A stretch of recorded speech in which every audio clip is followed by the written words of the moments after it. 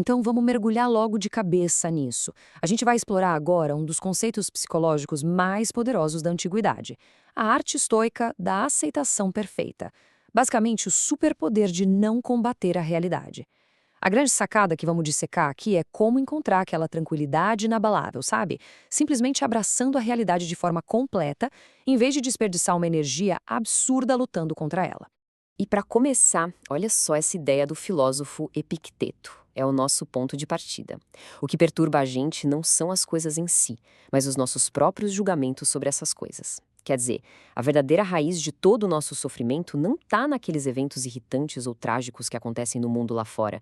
Na verdade, ela está na nossa resistência psicológica contínua. É a nossa cabeça julgando e brigando com a realidade que realmente causa o estrago. Seção 1. O sofrimento da resistência. Como seres humanos, a gente passa uma quantidade enorme de tempo e de energia lutando de forma bem dolorosa contra as realidades inevitáveis do nosso dia a dia. É quase como se a gente acreditasse cegamente que o mundo, ou o universo inteiro, deveria se curvar e se adaptar às nossas expectativas. Spoiler, ele não vai. E aqui existe um contraste muito importante sobre como a gente processa as dificuldades. A dor é um evento puramente físico e, sendo bem franco, totalmente inevitável na biologia humana. A vida vai trazer machucados físicos e perdas materiais. Fato. Agora, o sofrimento, esse é um processo estritamente psicológico e completamente opcional. Ele é gerado ali de forma contínua pela nossa própria recusa mental de aceitar o que já aconteceu. E isso ilustra brilhantemente como a gente costuma jogar a nossa paz no lixo todos os dias. A gente fica furioso com o trânsito pesado, ressentido porque tomou um banho de chuva surpresa, reclama aos ventos de um trem atrasado, como se xingar o trem fosse consertar o motor magicamente, né? Ou então ficamos desejando, quase implorando, para o passado ter sido diferente. Os antigos filósofos estoicos comparavam isso a comprar uma briga inútil contra os deuses. Exigir que a realidade seja diferente do que ela é só serve para uma coisa: alimentar a nossa própria miséria. Mas existe uma mecânica mental fascinante para sair disso. É a ideia de uma lacuna sutil na psicologia estoica. Pensa assim: entre qualquer estímulo que a gente recebe e a nossa resposta final, existe um espaço crucial.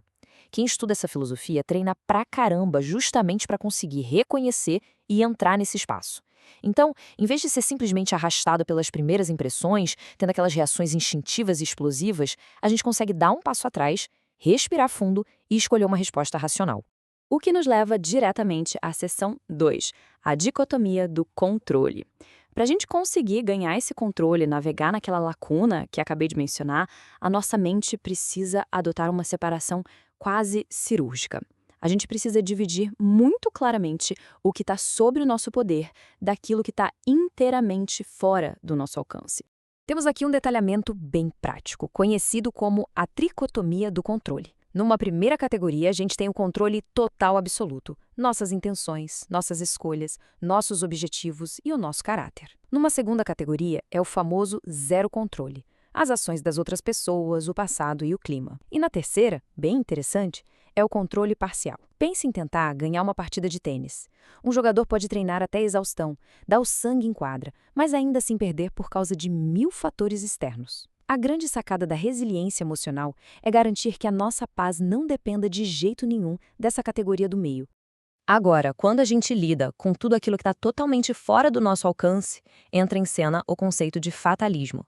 Mas calma lá, a definição é bem rigorosa. O fatalismo, nesse nosso contexto, se aplica estritamente ao passado e ao presente exato. É aquela aceitação absoluta de que nenhuma ação nossa pode mudar o que já ocorreu ou o que está se desenrolando bem nesse exato milissegundo. Adotar isso é incrível, porque liberta nossa mente daqueles cenários exaustivos que a gente fica criando, que sempre começam com "ah, mas e se eu tivesse feito diferente?". E com essa nova liberdade mental, a gente chega na seção 3, a arte da aquiescência. Na prática, é o famoso amor fati, ou amor ao destino.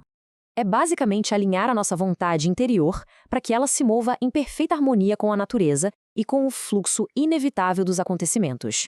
Para entender isso visualmente, tem uma metáfora clássica que é simplesmente genial. Imagina um cachorro amarrado por uma coleira a uma carroça em movimento. Basicamente, existem duas opções para essa jornada. A primeira, o cachorro corre alegremente junto com a carroça, acompanhando o ritmo e curtindo o passeio numa boa. A segunda opção é ele resistir teimosamente, puxar a coleira para trás e, adivinha, acabar sendo arrastado dolorosamente de qualquer jeito. A força da carroça, ou seja, dos acontecimentos externos, é exatamente a mesma, mas a escolha de como a gente vai experienciar essa viagem por dentro é 100% nossa. Aquele fluxo contínuo e leve, correndo junto com a carroça, é exatamente o que os gregos buscavam capturar com o termo eudaimonia. É o objetivo supremo de todo esse treinamento emocional que estamos vendo aqui. Uma vida que flui com tranquilidade. E a gente só alcança isso quando as nossas ações diárias estão em total sintonia com a nossa melhor versão, o nosso eu mais elevado. Isso é vital para o nosso próximo ponto. Seção 4. A aceitação não é passividade. É essencial a gente fazer uma pausa aqui para derrubar um mal-entendido gigantesco que existe hoje em dia sobre esse tópico. Muitas vezes assume-se equivocadamente que aceitar a realidade significa ser apático, insensível, ter uma postura fraca ou ficar só de braços cruzados numa pura resignação inativa. Não é nada disso. A história prova exatamente o oposto. E esse caso clássico ajuda demais a esclarecer. Em 1914, o lendário laboratório do Thomas Edison pegou fogo e reduziu grande parte do trabalho da vida dele a cinzas. Ele podia muito bem ter entrado num desespero profundo, certo? Mas em vez disso, sabendo que não dava para apagar aquele incêndio gigantesco com as mãos, ele simplesmente aceitou a realidade inalterável sem dar um pio de reclamação. E o mais incrível, ele não foi nem um pouco passivo. Ele mobilizou as equipes e na manhã seguinte já estava reconstruindo tudo. Ou seja, ele uniu uma paz mental extrema com uma ação incrivelmente vigorosa. Então, o ponto crucial aqui é entender que o sucesso autêntico está atrelado ao processo. Pensa na excelente analogia do arqueiro estoico. O arqueiro foca 100% da energia dele naquilo que ele domina. O treino diário, a manutenção do arco, a postura, a respiração antes do tiro. Mas no segundo em que a flecha levanta voo, já era. Uma rajada súbita de vento pode desviar tudo. É por isso que o sucesso é medido antes da flecha bater no alvo, focado totalmente na perfeição do esforço e da preparação. O resultado final, acertando ou errando, é encarado de forma pacífica. Tudo isso que a gente desenrolou até agora culmina perfeitamente na arquitetura interior da resiliência, o triângulo estoico da felicidade. Repara como a eudaimonia, aquela vida fluida e feliz, está equilibrada bem no centro. E essa tranquilidade é sustentada o tempo todo por 3 pilares inseparáveis: assumir a responsabilidade total pelos nossos próprios julgamentos, manter um foco implacável apenas naquilo que a gente pode controlar e buscar sempre a arete, que é expressar a maior excelência e virtude possível nas nossas ações.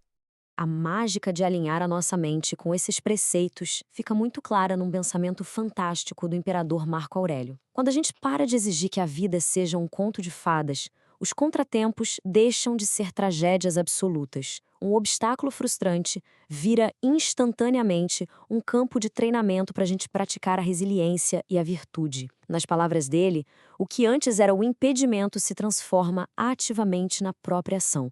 O que bloqueia o caminho se torna o caminho.